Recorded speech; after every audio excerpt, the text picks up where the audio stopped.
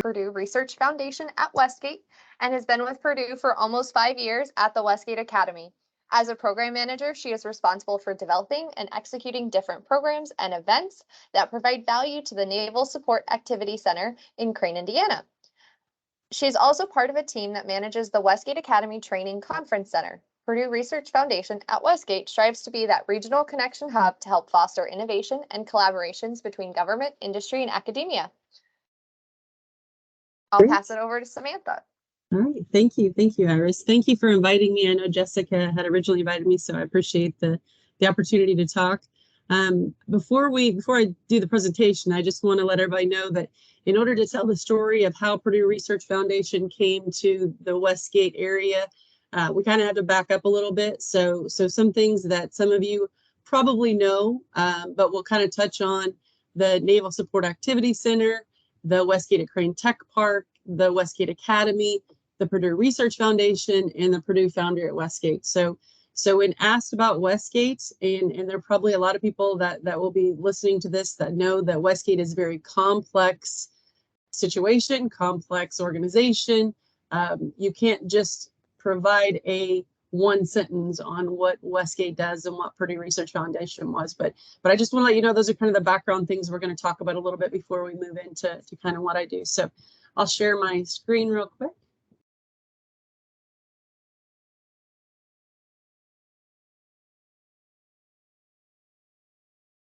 Can everybody see that? I see that? Okay. So just want to touch base on the Naval Support Activity Center, NSWC Crane. So they actually were the catalyst in terms of why the Westgate at Crane Tech Park were there, why the Westgate Academy was there. In 2005 timeframe, it was one of the time frames where what they call BRAC was happening. So BRAC meaning the base realignment and closure time period. So Congress or the government had come and said, this is an area that we could potentially close the base, and the base and other partners said, what do we need to do in order to change that and to support what does NAVSEA mean? One of the stories that I actually heard was there was some people from DC that actually came to Crane, and one of the questions was, is this the only way that we can get here? So transportation was a big issue.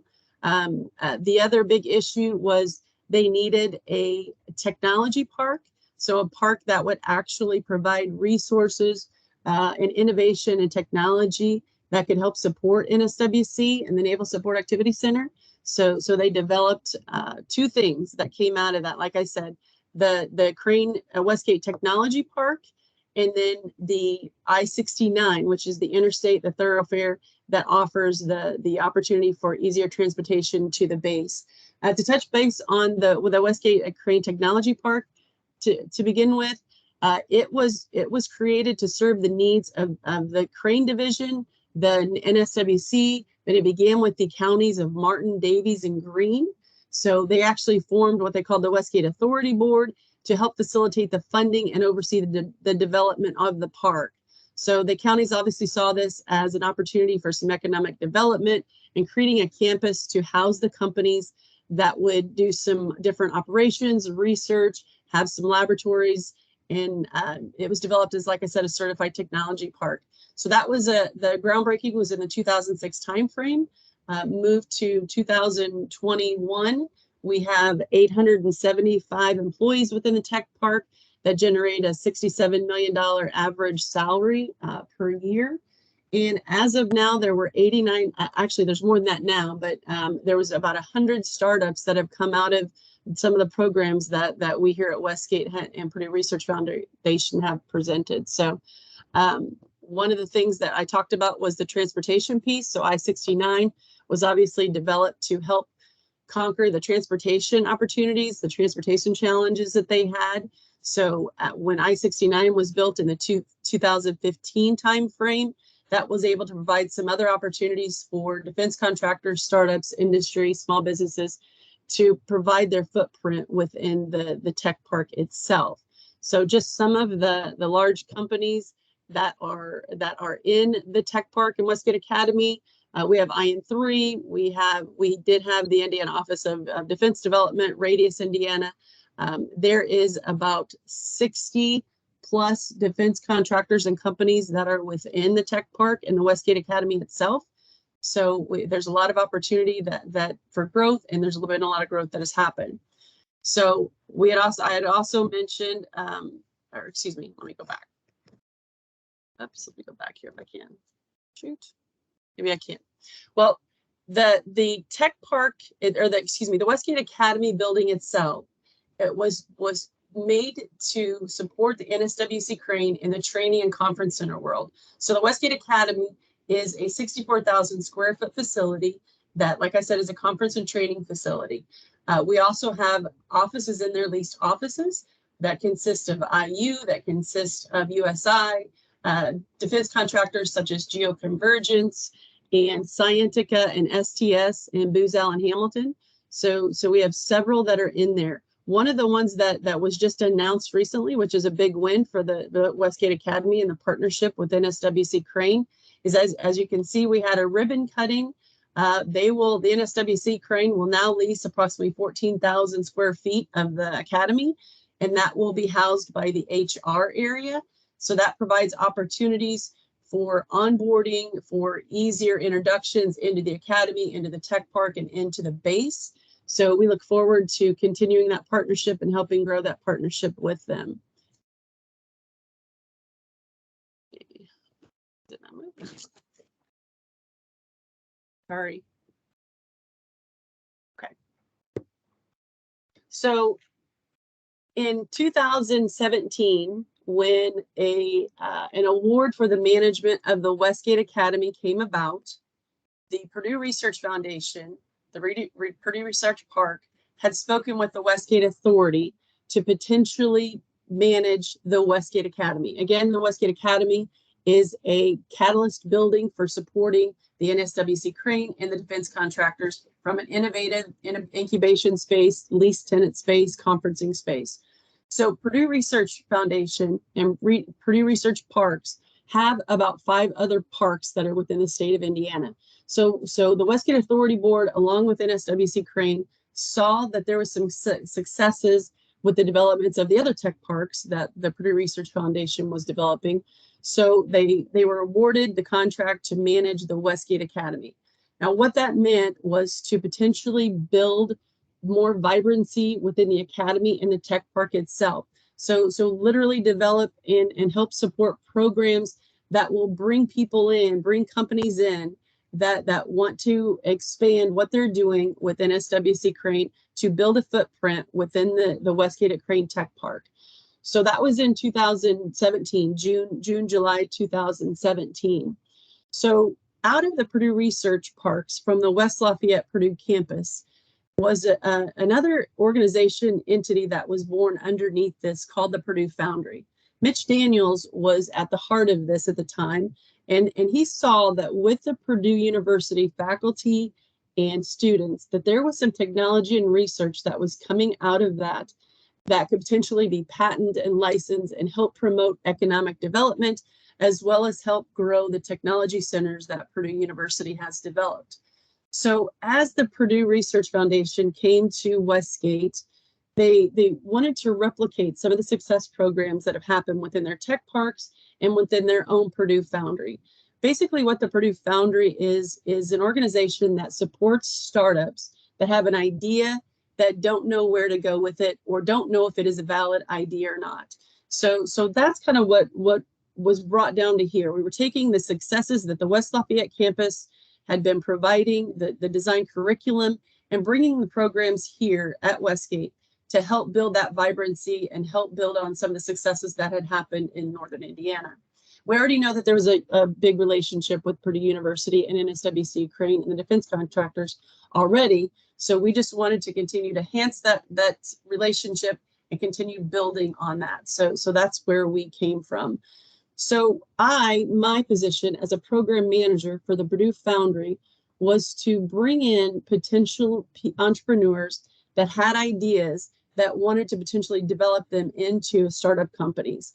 A little difficult here. If you know where we are located, we are in the middle of 2 cornfields, and we do not have a university right next to us. Fortunately, we have IU. That's a great partnership as well. And then the resources from Purdue. And we also have great other institutions that we partnership as well. But one of the things that we had to do, as opposed to the university, is we had to recruit people. We had to go within a 50-mile range of us to try and find people that had ideas that didn't know whether it was a valid idea or not. So we did that. We literally did some marketing. We found a lot of people that had ideas that had tried them and they failed and just didn't know where to go with them from there. So with the design curriculum that Purdue Foundry has, there's a program called Firestarter, and I facilitate that program. And that program is, again, for people who have ideas that want to make an impact, that try to know if there is a big enough problem that their solution is going to solve. So we go through a 5-week process. It's just one day a week, 3 hours a day. It's cohort driven. So there'll be other teams that are involved in this that are of various technologies, various ideas. So everyone is kind of interrogating everyone else. I am just basically the facilitator of the curriculum. So when if you know and you get people together in rooms that have ideas, and they're not necessarily the same ideas, they're kind of asking questions, and they're asking about, well, maybe it could be this application, or have you thought of this? Have you thought of that?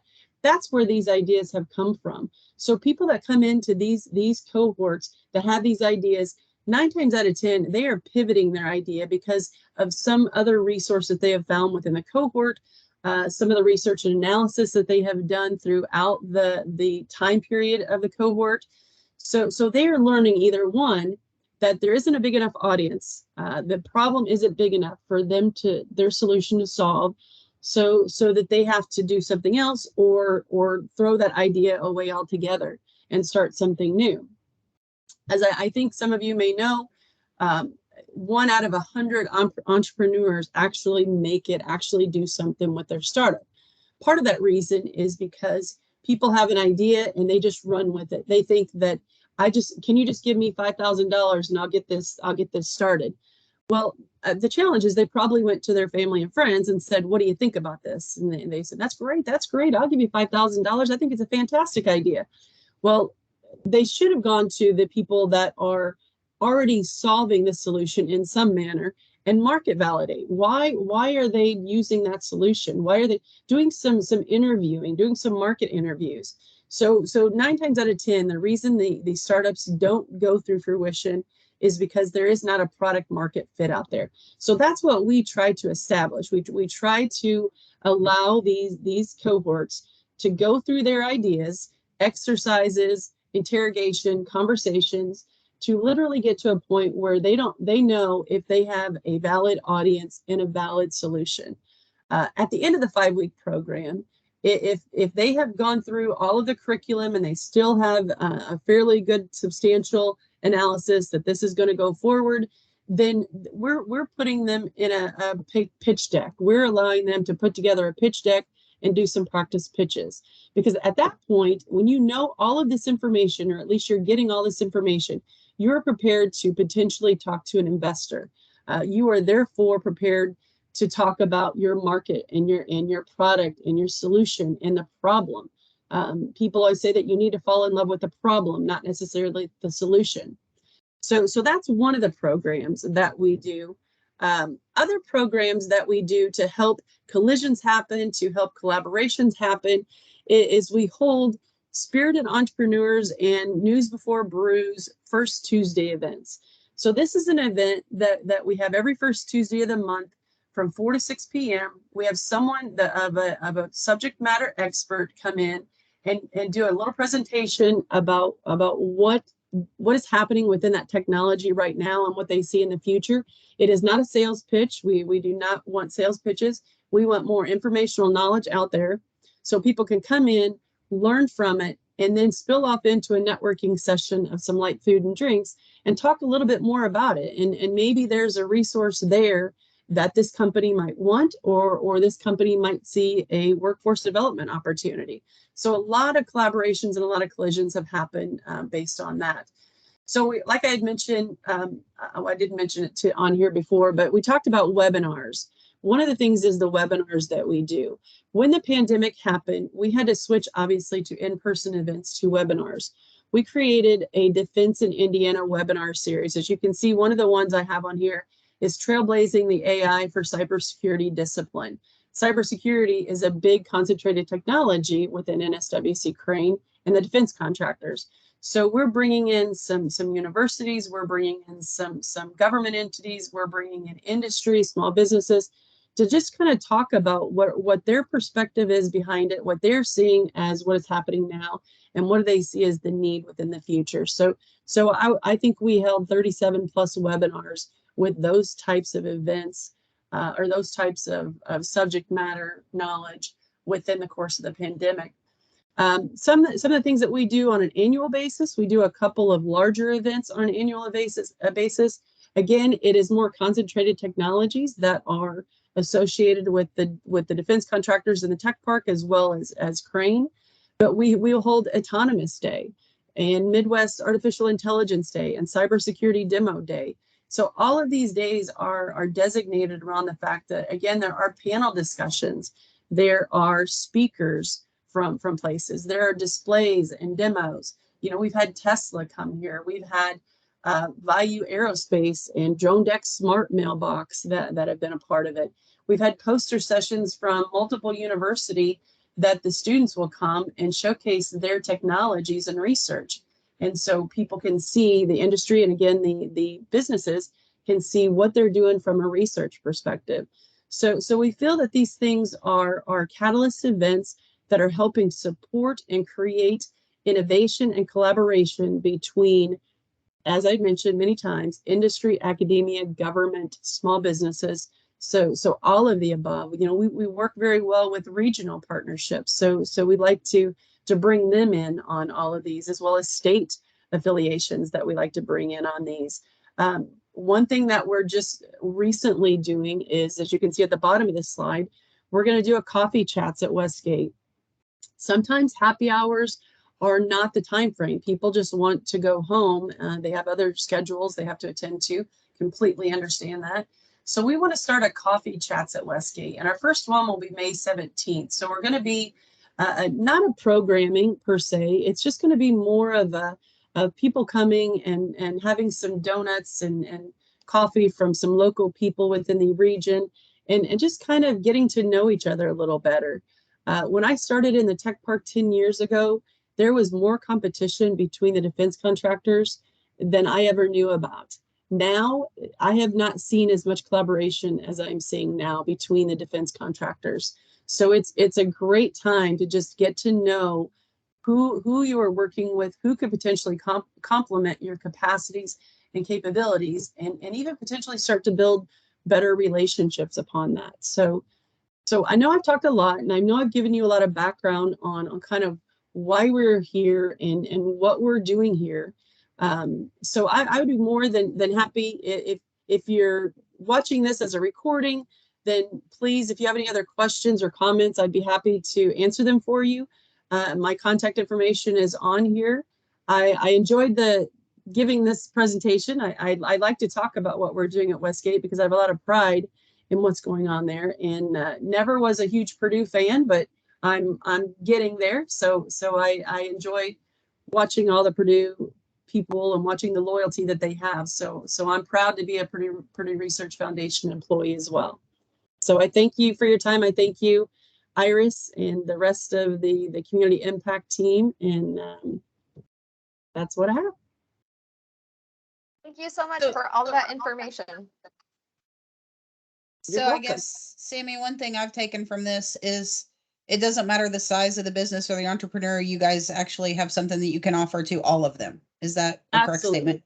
Absolutely.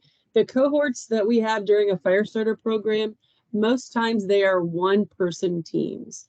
And you know that, and that's what we emphasize. By the end of the 5 weeks, you've got to understand what gaps you are missing. You know, who do you need to be a hustler? Who do you need to be a hacker within your organization? So working on creating that team a little bit more, but the majority of the time there is 1 to 2 people that are within there. Now the other events that we have, and well, I will say too, we have had multiple businesses that are creating revenue already that want to experiment with a different business model. So they will send their chief technology officer through the program just to have them go through it to see if is it a valid option to go forward with that or not.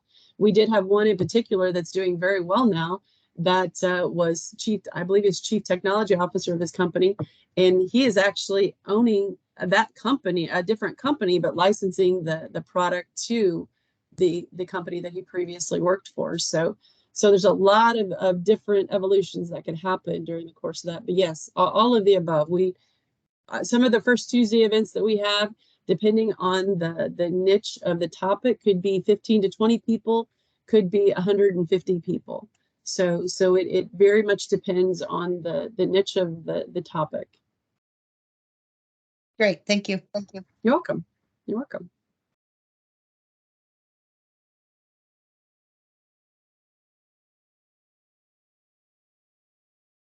That's it. You want to go ahead and end the recording?